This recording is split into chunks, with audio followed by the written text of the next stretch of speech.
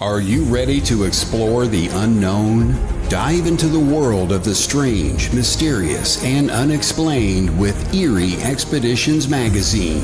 Each issue is packed with spine-tingling tales, cutting-edge paranormal investigations, and exclusive insights into hauntings, cryptids, UFOs, and more.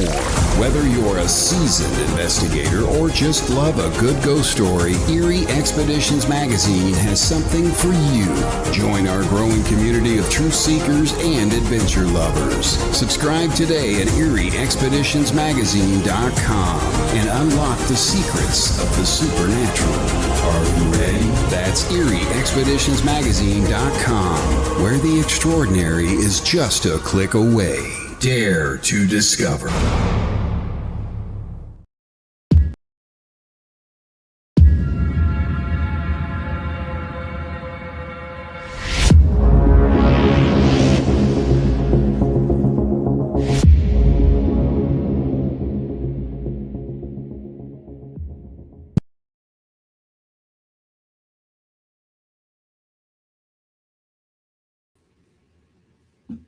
Welcome to the Gateway, broadcasting live from the edge of the Mojave, where the strange slips through the cracks. We are live on United Public Radio Network 107.7 FM. I'm your host this evening, C.L. Thomas. Tonight's guest is my friend over at GhostBox Radio, Greg Bakun. He's coming back on, and we're just going to have an open discussion about current events and paranormal, and we're going to talk about what's going on in Greg's world, and probably a little bit about what's going on in my world. I'm also going to be on his show tonight, too, at 8 p.m. Pacific time, so stay tuned for that. I'll send the link. It's going to be on my Facebook page, so come join us over there. But before we get into all of that tonight, in tonight's discussion, you've been listening to John Kelly with Into the Night right here on United Public Radio Network 107.7 FM. And I just want to give out a shout of thank you to Joe Montaldo with Public Radio Network 107 down in New Orleans. Thank you so much for the opportunity for letting me have this show every Tuesday here with you guys. It's currently 56 degrees here in the valley. The weather forecast does say 63, but you have to remember I'm up in the highlands, so my thermostat says 56. We're always about 10 degrees difference where I'm at. I took over a trip this weekend up into the mountains and to do a little investigation at this location. It's an old ghost mining ranch, and there's a spring way up in the mountains. It's about 6,000 feet. And wow, guys, I got a lot of activity in this one little itty bitty cabin. So I am going to post my findings and some of the evidence that came out of it. But the location itself is really interesting. I'm going to write extensively about it. I've done some research since I've been home. And the story started in 1840s, and it was a Native American guy who, his name was Chief Wakera. And he had a whole little tribe with him, and they were all kind of like renegades, and they would hide along the Spanish Trail and ambush people. They would kill them, steal their belongings. They would pillage everything, and then they would go hide out in the mountains at this location that I was at over the weekend. So you can imagine all of these Native American guys that probably just killed a bunch of people on wagons that just wanted to get across the West, and they're sitting around with all their pillaging and horses and all that up there drinking. That's kind of the scenario up there. It's really interesting. But what they were doing was they would kill everybody, take their horses particularly, and then they would run up into the mountains to this location that I'm talking about. And the closest laws would have been this little place called Pahrump. And Pahrump at the time was a very small place. They only had like one sheriff who was doing the entire county. So he was doing like Pahrump, he was doing Las Vegas, and a couple of like Searchlight, a couple other locations. So that's a really big span, right? He couldn't catch this Native American band that was doing this. So what they were doing was on the Nevada side, they were stealing the horses, running them up into this camp way up in the mountains, hiding out. And then they would go back down to the trail in California and resell those horses. And then when those people were come up around the pass, they would do it all over again. Yeah. So you see where I'm coming from with that. It's really interesting. I could talk for hours about that location, but for my guest, I won't do that. Tonight is open chat, so I hope you guys brought your questions. You can talk about anything you want to tonight. We are going to get into paranormal news and Greg's world, so let's get him on here. Greg, welcome to the show. Hi, CL. How are you doing tonight? I'm good. How are you? Good. Okay. So I'm just going to start us off. I'm going to get the spicy out of the way right now because it's kind of eating me away. I had an incident where I posted that I was going to be on your show, and out of the woodwork, this person she didn't block me, but she unfriended me and started writing snide remarks on the comments because of a particular group logo that was on your ad for the show. Mm-hmm. But I think what she failed to understand is that just because I'm on your show doesn't mean I'm supporting, I think it's Get Haunted. Mm-hmm. It doesn't mean I'm supporting this particular group because I don't really like this group either. But I don't know, it just opens it just kind of rubs me wrong because I'm guilty of this too, where, if you're associated with some of the people that I don't like, I stopped attending Paracons. Maybe that's not the way to go, Greg. It's hard. It's a hard thing. First of all, I want to say to your friend, thank you actually for reading the art, because I don't know if anyone has ever read my art that I put out for the show. So that alone is like next level, Unfortunately, it's someone who didn't like Get Haunted, so they're just like, oh, well, we're done with that. It's the person taking the higher ground, who, it's so easy to say this without actually feeling it by being like, well, we got to let go of our anger and we got to let go of our dislike or hatred or whatever. But as someone who's been on that side as well within the paranormal field, that's easier said than done. I'd be an absolute hypocrite to be like, well, you know what? She needs to get over this. You and the Paracons, you need to get over this.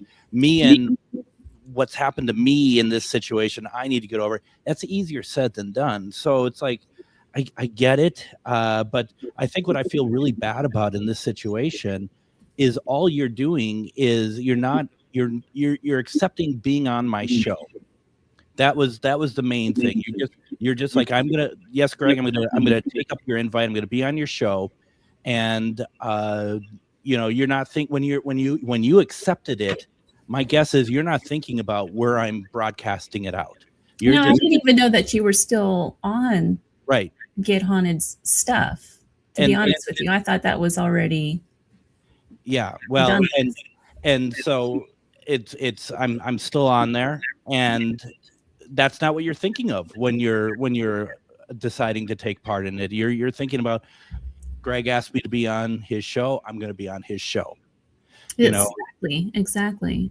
And so to in my opinion, to make you the fall person for just accepting my invite, I think that's, I feel like that really shows what they really, in my opinion, what they really thought about your friendship, I guess. If they're going to be able to be like, yeah, we're done just because of that, just because of an image being posted on your page. I think that's more of a reflection of them rather than you, in my opinion.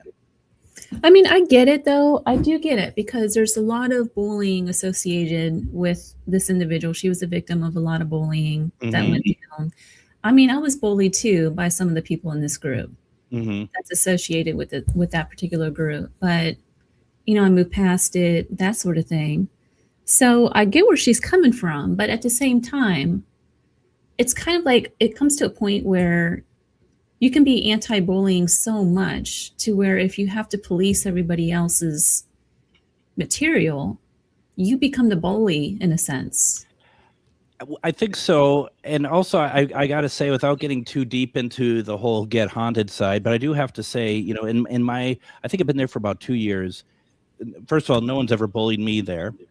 I'm certainly aware of it, right? And I'm aware that that's something that that I feel like has always been like that. There's certain people that have that they know that it has happened there as well.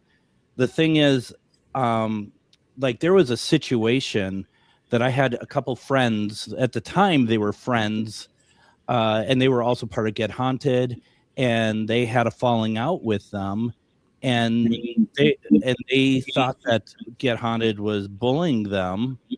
They weren't, and I can honestly say they weren't, because I was there at the time. And this person very, very famously said on her Facebook page, "If you are part of Get Haunted, unfriend me now." And so I did. Like, your wish is my command. And her daughter did not say that, but the thing is that I just thought, well, I gotta unfriend her too. We're not close friends anyway. I gotta unfriend her anyway, because I don't want to be blamed as like if they start saying, well, somebody is still spying on us, stuff like that. You see that happening. Like, we're just gonna do a clean break, and they're all over there thinking that Get Haunted is saying all these things about them, and everything that I was a part of with Get Haunted at the time had nothing to do with them at all. They were never brought up. All we got was that these two people are no longer a part of the network, and that's it. And I bring that up because I don't know about I've heard about stuff that happened before I joined Get Haunted, but to be honest, I have not seen any of that personally as long as I've been there, if that makes sense. And I'm not trying to take away from your friend who is really upset about that, because trust me, that stuff runs deep. And I told you before the show about someone who I used to date who was in this field. I don't know where she is now, and I don't really care. But I saw her do lives with somebody else who I was sort of friends with, but he knew my situation. And I reached out to him. I'm like, why are you doing lives with her when you keep saying you're good friends with me, and you know what happened in this situation? And he's just didn't really, he just kind of blew it all off. And you start to make those decisions of like, well, who are the important people in our lives? And I cut that cord, because I can't scroll through and see this person in my feed. I can't do it. It's too hurtful and it's too much. So, it's like you said, I could see it both ways. You can't. And that very well could be where she's coming from, and I totally understand that too. I do. It could be a trigger. Absolutely. Yeah, absolutely. And so if I saw this person I'm talking about in my feed, it actually gives me anxiety. It makes my heart jump. The hurt is, I've moved on quite a bit, to be perfectly honest. It doesn't sound like it, but I really have. And, but I mean, it's just like, still though, if I were to see this person, I'd just be like, oh, what? I've tried to get away. And that's just what happens, and it's, I wish that wasn't the case for me. And I'm, she probably wishes that wasn't the case for her, but those, if you get hurt, it runs very deep. And I think you probably have felt that with the Paracons that you've walked away from too, because you've been friends with a lot of those people. There's a couple of people that's really hurt me pretty bad in this field. Mm-hmm. So I could totally relate. And that's why I walked away from a lot of the Paracons and things. Yeah.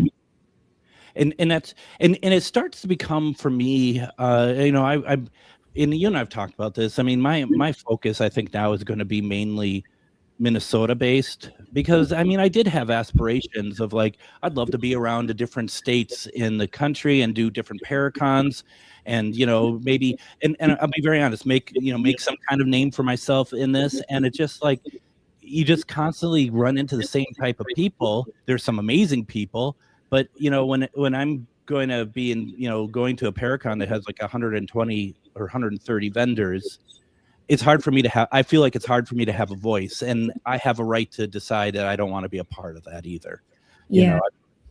Some of these become so much of a money gain. I hope I'm not I hope I'm not taking over too much of the conversation. No, not at all. Not at all. Because I wanted to quickly say I was at a Paracon in Wabasha, Minnesota 2 weeks ago, and there was no ego there. There was maybe about 10 groups there, and everyone got along. Everybody was in good spirit, no pun intended.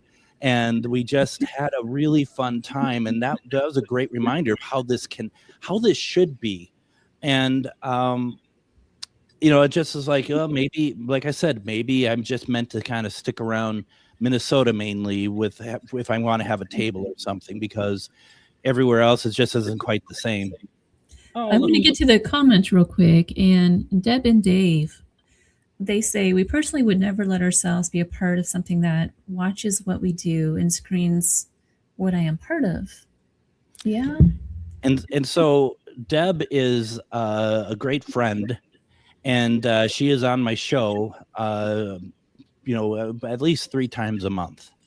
And I've been really, I've kind of really watched how they operate in terms of how I should operate, because I've had nothing but respect from them. They've treated me very well. I've done a number of their shows, and they also don't take crap from anybody. They know their self-worth. They know that, and it's not in an egotistical sort of way. They just know how to maintain what they're doing, and they will, just move away from the stuff that's causing drama. And so I've been kind of watching what they do, trying to hope that I can replicate it in some way for what I do, because I think they have the right idea personally. Deb and Dave, I'm going to look you guys up and see what you're doing.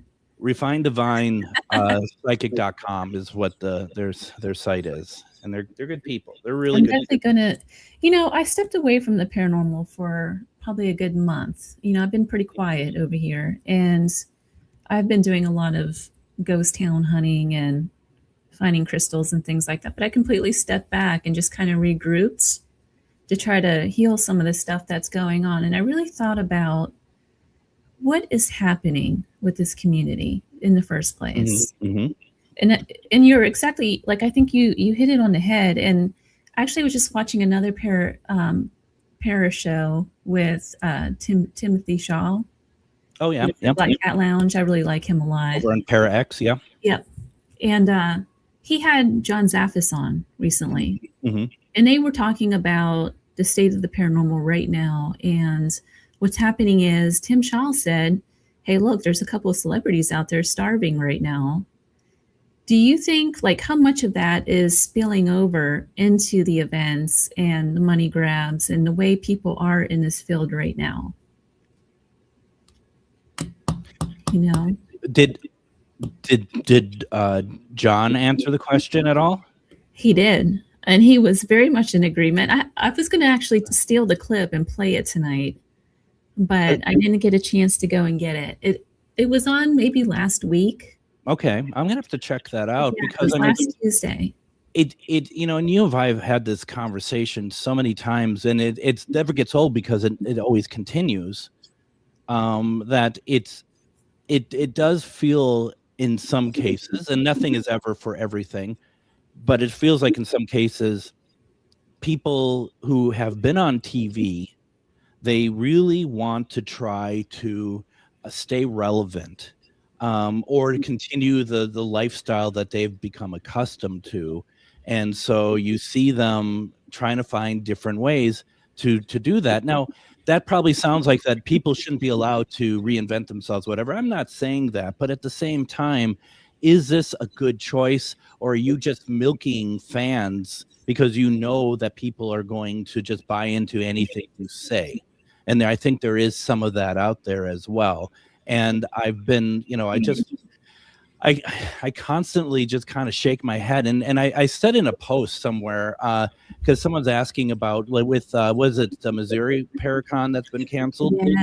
Yes. And people are like, well, why do we think that is? And my response was, if I were an alien coming down to Earth and I decided I wanted to check out a Paracon, like I'm a alien that's in the paranormal, right? And I come down to Earth and I want to check out a Paracon. and I'm looking to see what's out there. I would say that just by looking at the different events, that there must only be about 10 people who are in the paranormal, and that they're all over the country constantly doing the same thing. And that's, and I disclude authors on that because they always have something new. But when you're talking to, and I'm sorry, like I can only imagine like a couple of those guys from the Tennessee Wraith Chasers who are doing events every weekend, what are they going to talk about? And I can't imagine that you're getting a whole lot of incredible stuff to talk about at events. Right. As a paranormal investigator who does events as well, I feel like that those are the ones where you're just kind of hoping something happens because you want to give people a good experience, but it's not a paranormal investigation. Yeah. A lot of times, though, I've been to quite a bit of those now with these different celebrities and listened to their talks. First of all, they don't even put together a talk. It's more of they just stand up there with a beer and talk about their TV show and how great that's the gist of it with probably at least 10 of these guys. Yeah. There was one we worked with for Parafriends events that we had a couple of times worked with, and the second time so many of the same stories were told, and it was just like you've been doing this for 30 years. Why there's only 5 stories? And that's kind of just, I think that's what it kind of comes down to. And I don't know. I just feel like that there is there's a bit of stagnant to it all as well. Yeah. And the other flip side too is that there's only so much in the paranormal you can talk about unless you're out there experiencing the field. If you're not doing that, of course you're not going to have stories. But I feel like everybody's telling the same thing. Like at Christmas, for instance, you didn't hear squat about Krampus 2 years ago. Now all of a sudden that there was a movie, that's all you hear about at Christmas time. I'm kind of sick and tired of hearing about Krampus. It's funny that you say it because and for my show, when I do my radio show, I'm very much I'm absolutely Tracy. I had Tracy on just a week or so ago talking about Tombstone, and it was a fantastic conversation. But when you get generally I don't have paranormal teams on my show because it's no offense to them. It's all the same type of like stuff, and I have a hard time believing, and I say that with a caveat, but I have a hard time believing a lot of their stories, mainly because I wasn't there, and I'm very difficult when it comes. I'm a skeptic in a lot of ways, and I also understand when I tell a story. I've told my story about seeing Bigfoot so many times, and I see people's eyes roll behind their heads. So it's kind of the same on either side, and that's totally fine. But the whole thing about getting and hearing the same stories and same sort of thing, and it's like that's not really what that doesn't really do it for me. And I think you really got it when you're like, you got to experience it, not hear the stories, but experience it to really understand it. And I don't mean go out, like Tracy said, the fees are so high on these events. You're absolutely right. Stop paying $400 or $500 entry fees to some of these ghost investigations, because what's going to happen is you'll have the celebrity up there talking about himself for a good portion of the time. Then you'll have his little clique people all around him. So, quite frankly, you're not going to talk to that celebrity very much anyway. And then on top of that, you're going to sit in a room. I kid you not.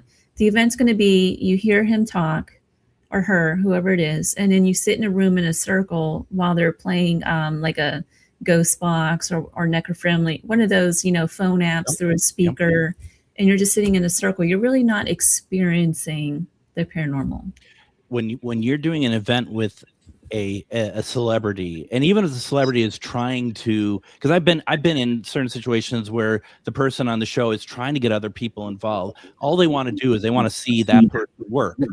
So you're not going to investigate. I remember, I think a year ago last February, that I had tickets. Dustin Perry was in town because he was doing the road show. and he was doing and he was at the Fitzgerald Theater in St. Paul, Minnesota. So myself and a few people went out there. We got tickets, and it was 2 hours or so of just like, this isn't cutting it for me. I expect better from you. You know, I really do. And at the end, he played some evidence, and I turned to my friend and I'm like, I got better evidence my first year doing this. You know, I mean, this is like, you're on Ghost Hunters. Is this really the best you can do? You know, I mean, it was a very lackluster, and I don't want to say it's a money grab, but I really kind of wonder a little bit. I mean, people were leaving. So if people are listening and you're big Dustin fans, and you're like, how dare you talk about him this way? People were leaving because there was a first half, there was an intermission, and a second half. In the second half, people were leaving in droves, and I'm not kidding. They were just not interested. They were bored, and by the time he got to the evidence, you know, it just is stuff that isn't. It was just very much like this. You just expect more from someone who is, you know, been doing this so long, and we hold these TV people to such high, you know, high standards that is like, that's nothing. That was nothing. So I gotta give it. I didn't really know who Dustin was, to be honest with you. I had no clue.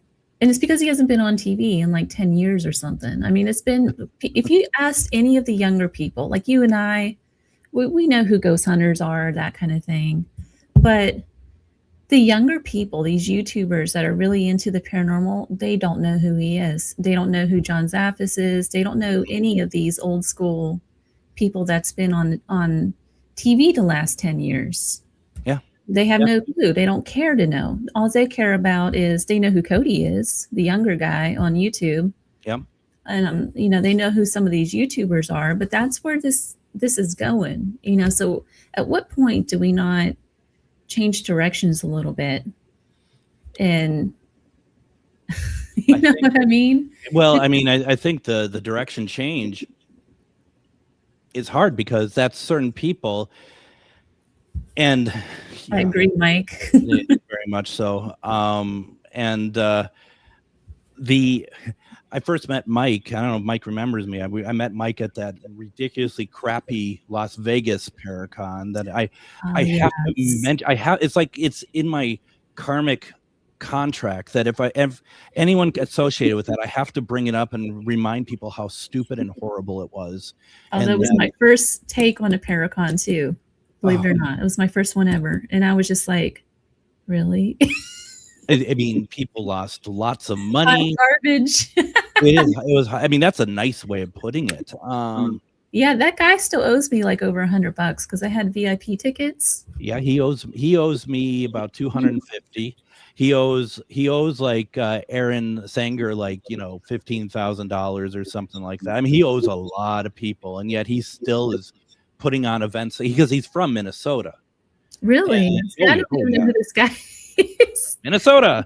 And I mean, and yet he's still putting on like not events like that, but he's still like, if it were me, I would just go into hiding forever. You know, I mean, if you're pissing off celebrities and that's what you're trying to make money off of is them, you're kind of doing it. You kind of have a crappy business model, I would say. It's really bad. Yeah. Conventions no longer hold any interest for me anymore. Yeah, it's because, well, you know what? To be fair, it's not the conventions. If they had actual topics and discussed things kind of deeper than just TV shows, I'd be all about them.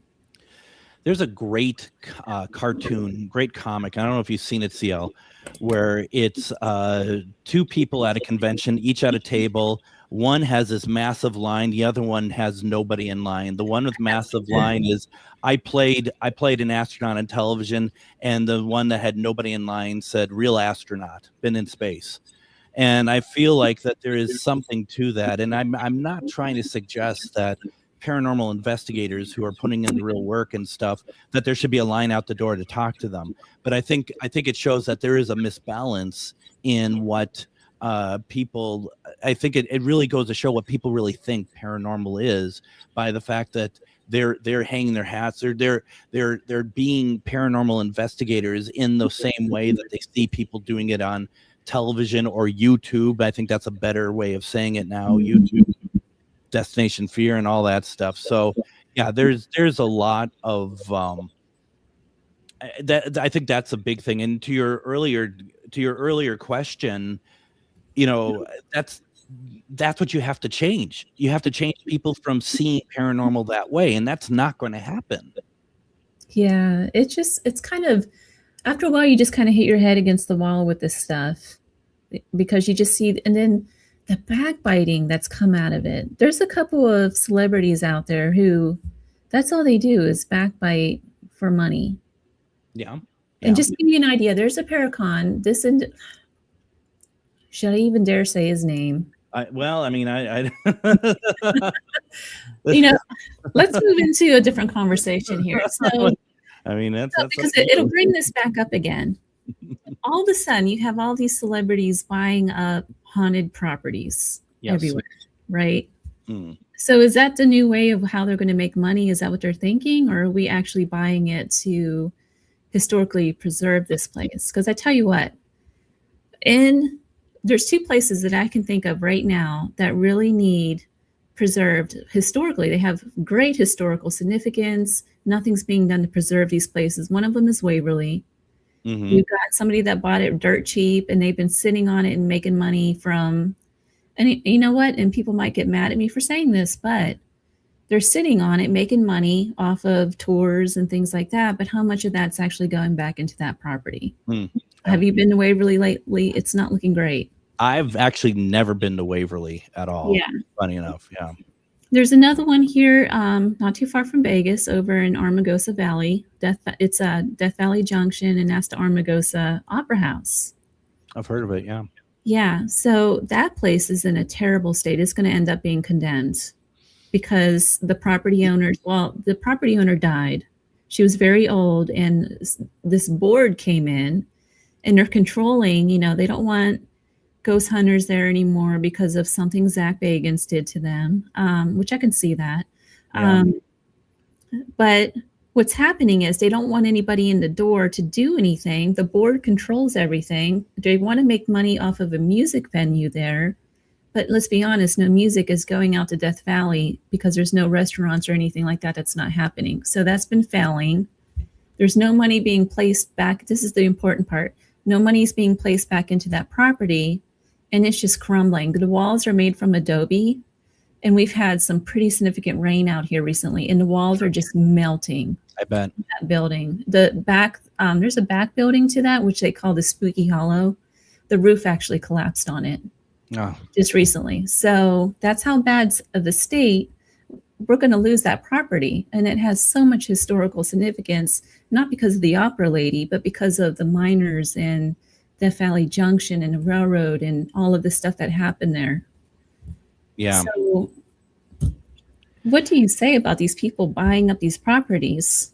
Well, and I kind of had a soapbox moment on Friday when I did when I did my show, and that was talking about the people buying stuff. And first of all, as I always say, do what you want to do with your money, right? If you want to put money into the Conjuring House, that's fine. But here's the thing. Every state has multiple locations that are open to the public that you're miles away, maybe a couple hours away. It's certainly not cross country like Conjuring would be for me.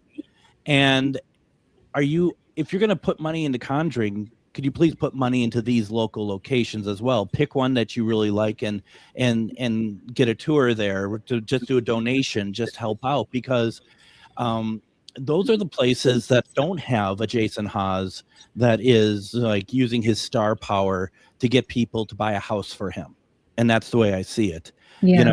I still struggle, and people are going to, people have told me, and close friends of ours have told me how wrong I am to even question that this is weird.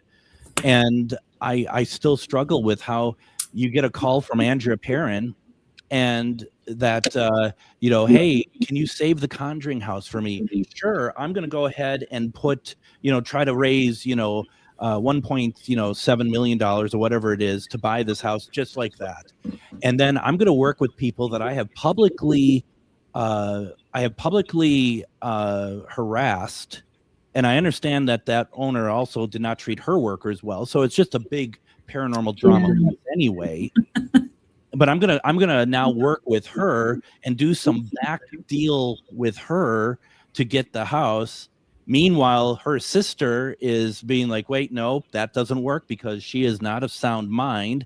And then you have the state. They didn't block it per se, but they're not letting it go through right now. And there are 3 separate lawsuits going on. It's a mess.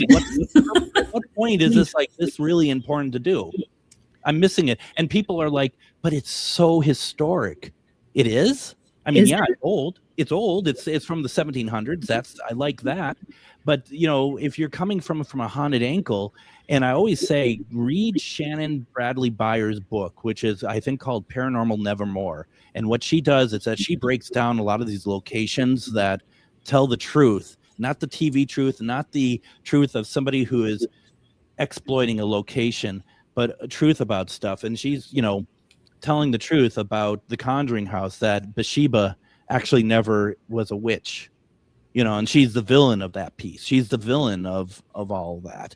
And imagine, and I said this Friday night, I said, imagine, CL, imagine that you just had a decent life and you pass away, and, 100 years later, somebody wants to make an area that you lived in like a destination, and they create this nasty story around you because they can find your historic records.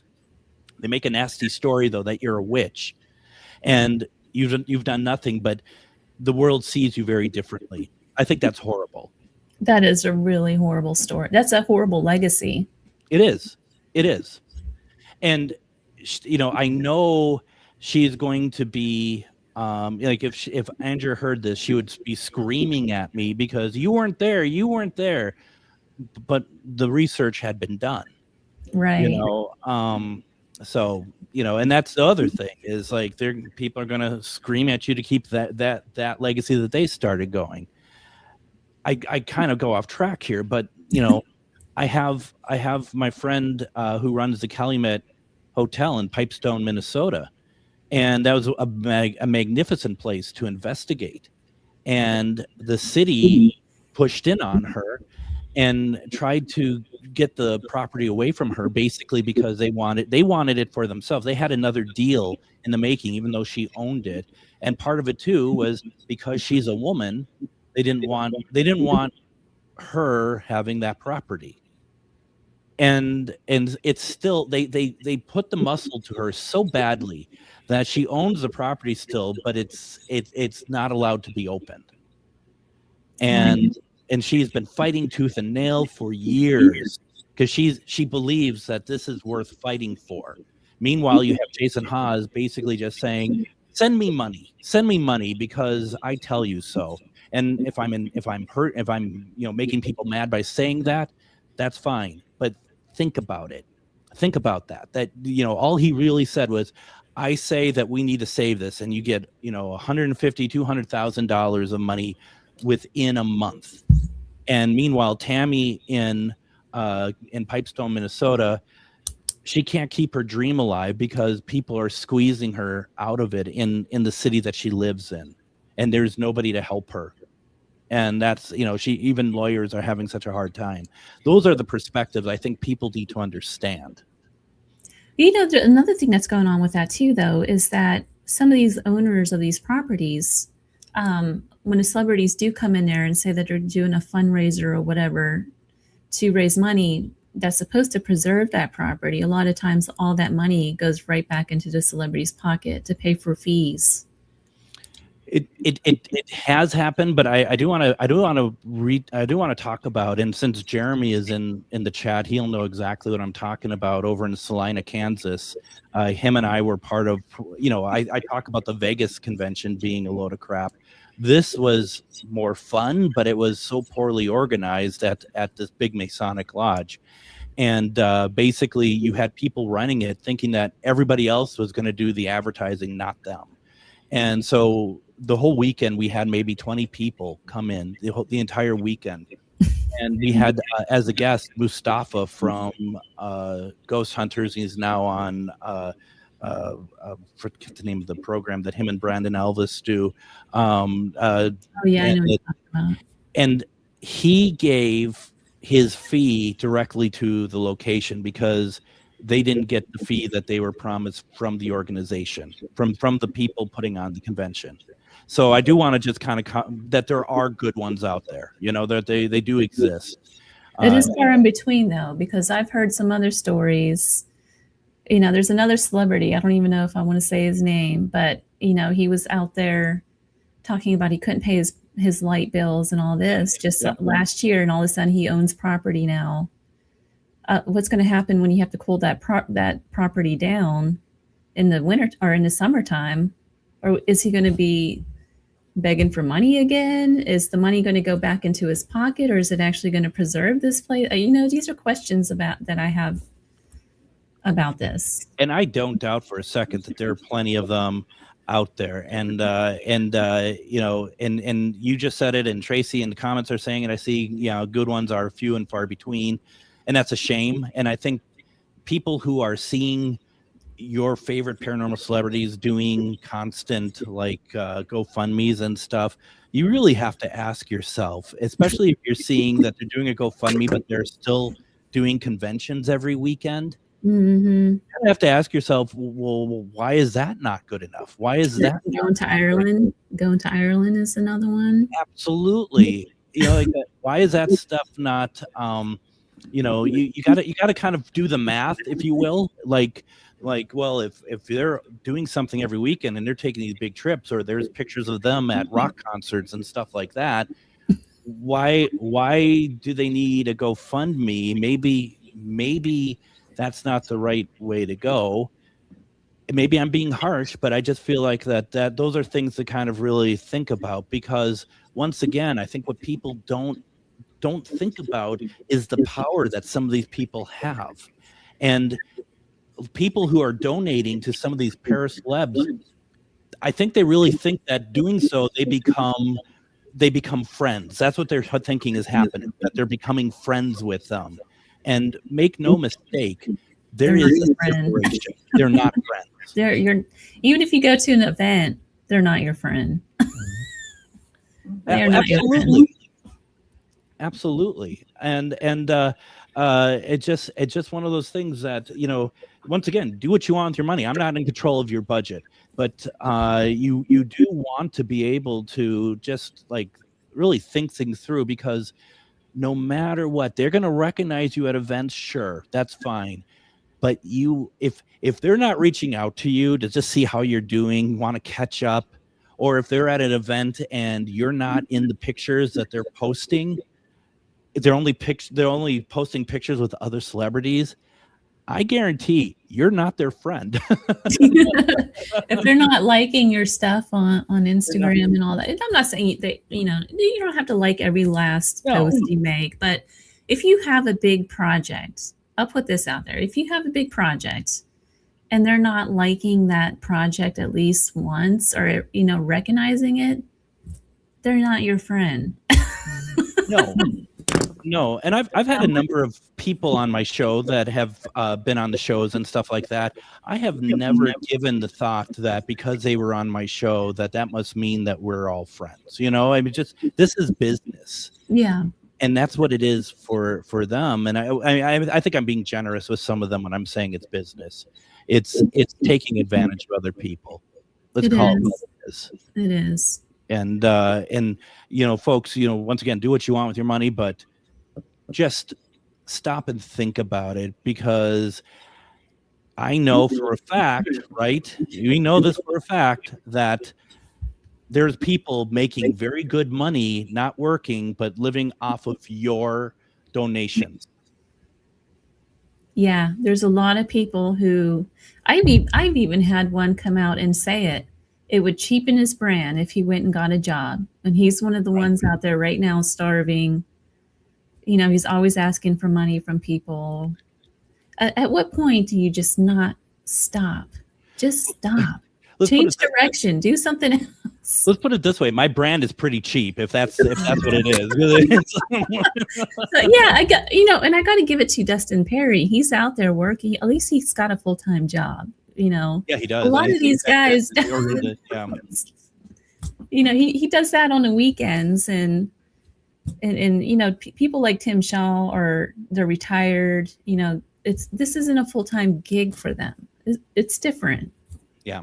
No, it is different, and and it's and that's just it. There's people out there who are making the legitimate ones look bad, because you start putting them all in the same bucket. You just can't, you can't help it, to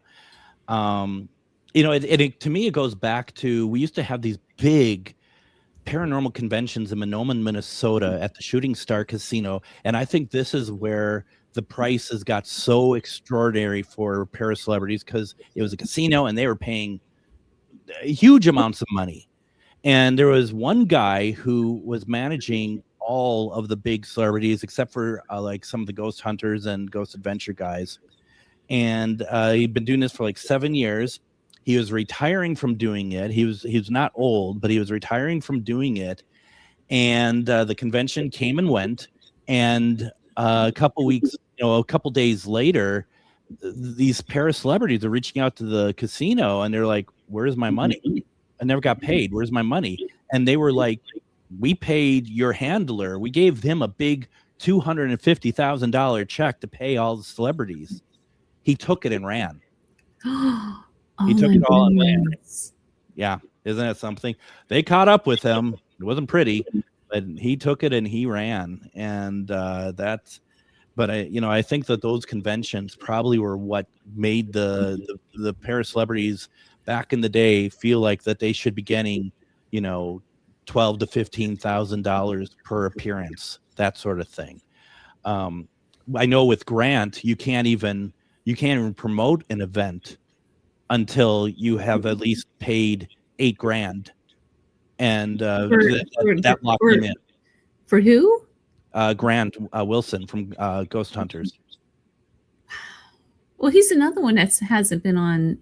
Okay, I know this sounds mean, but do the young YouTubers even know who he is? You're saying he's a wash-up, is what you're saying. No, I'm not trying to say that. I'm just saying, if you haven't been on TV it's kind of like Vegas. We have these residencies here, and usually when you have a residency, it means that you're kind of on your step out. Yeah. Because that's what happens.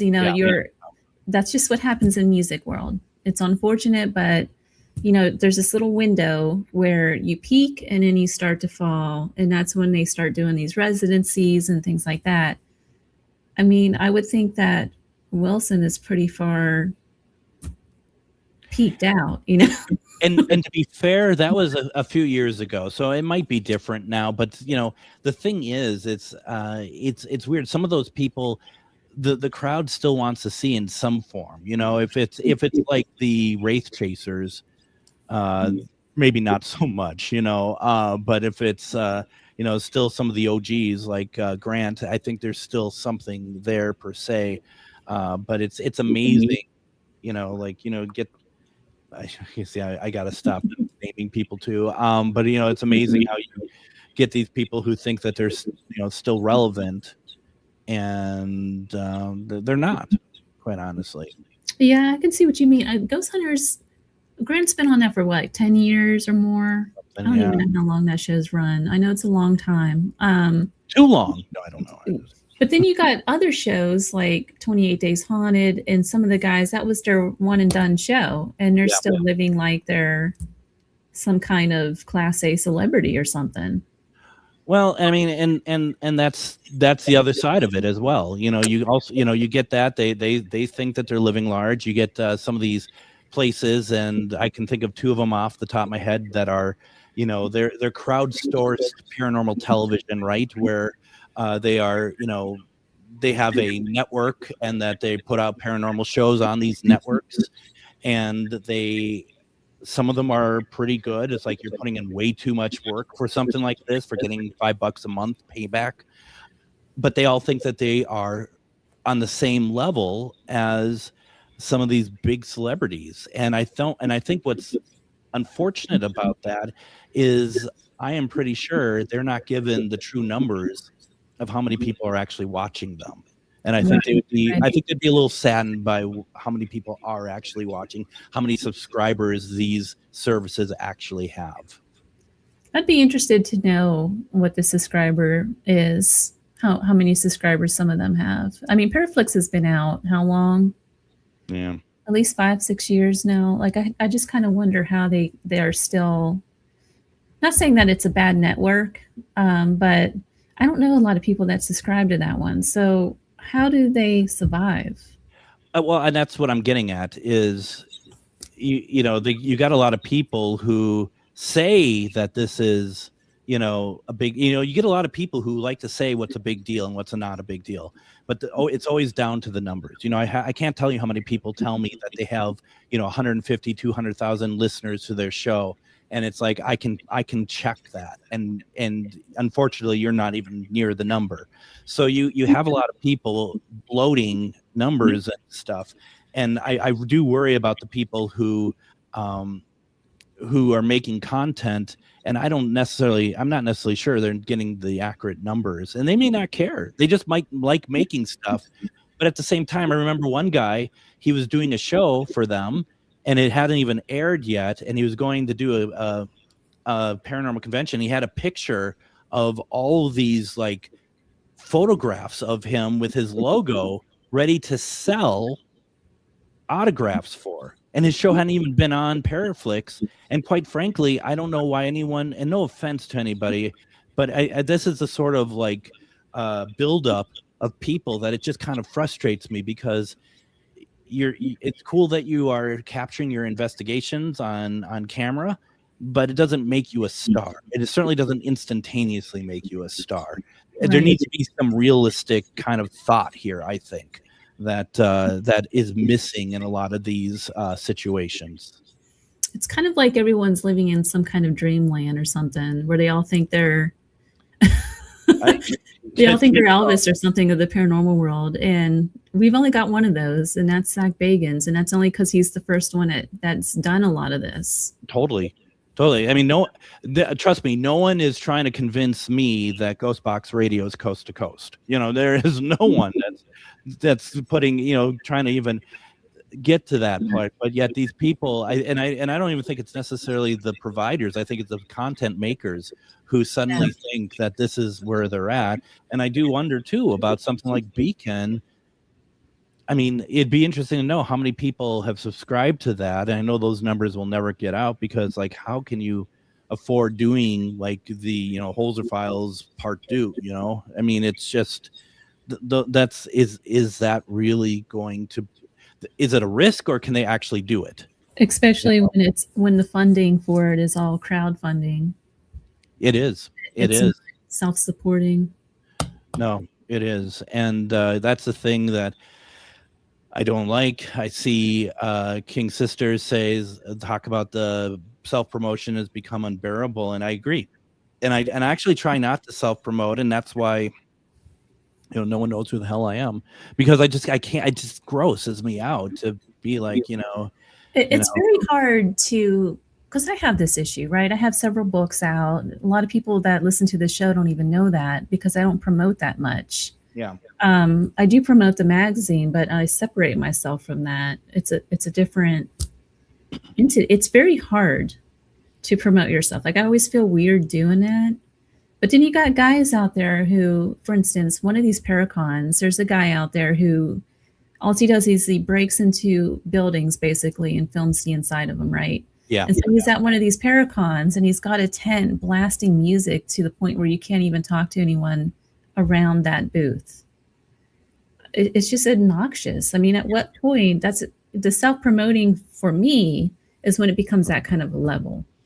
Absolutely. And that you can't have a conversation with them without them dropping their name. And there's one guy who came up to me in St. Cloud, Minnesota here. I did this paranormal get together sort of thing. I had a table there, and it was very nice. It was well done, put on by my friend Russ, and some guy comes up to me, and it was the first 2 minutes he had told me that he had worked with Patty Negri, and he named like 3 other people in like that, are, a lot of people would know in the field.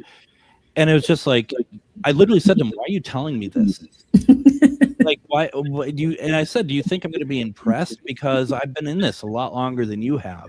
And that sort of thing is actually the opposite of what you're hoping it will do. It might impress some, but it's not going to impress me. I'm so tired of that. Yeah. It's like, oh, well, just kind of cowered away, slithered away, He slithered away. Greg, we're at the bottom of the hour. But for listeners out there, I'm going to be on Greg's show in about an hour. Greg, where can I find it? Yeah, go ahead at 10:05 p.m. Central Standard Time, GhostBox Radio. If you want to stream it on AM950Radio.com. Otherwise, go to GhostBox Radio with Greg Bakun on Facebook. We have a video stream that you can see our pretty faces again, or YouTube at MN GhostBox Official. And it's going to be fun. We're going to be talking actually about haunted Las Vegas, which I'm excited about. It's going to be exciting. My favorite topic ever. So you don't have to worry about me, slamming on everybody there. That was just this hour, Look, it's not that I dislike any. Well, yeah, there might be a few. There might be a few that's really kind of pushed my buttons lately, but I don't hate these people. But just from the journalistic side of it, looking at the big picture of what's really going on out there, be careful who you follow, guys. Yep. That's all I'm going to say about it. Yeah. So, Greg, thank you so much for being on the show. I'll definitely have you back in probably a month or two. I'd love to. Thank you for having me. As the story unfolds with Conjuring House and all of that, we can continue our saga. Stay tuned. Thank you. You've been listening to the Gateway broadcast from United Public Radio 107.7 FM New Orleans. Thank you, everybody, for listening. I'll be back next week at 6 p.m. Pacific time. Please catch me I forgot who my guest is. It's somebody exciting, though. So thank you for listening, and until next time.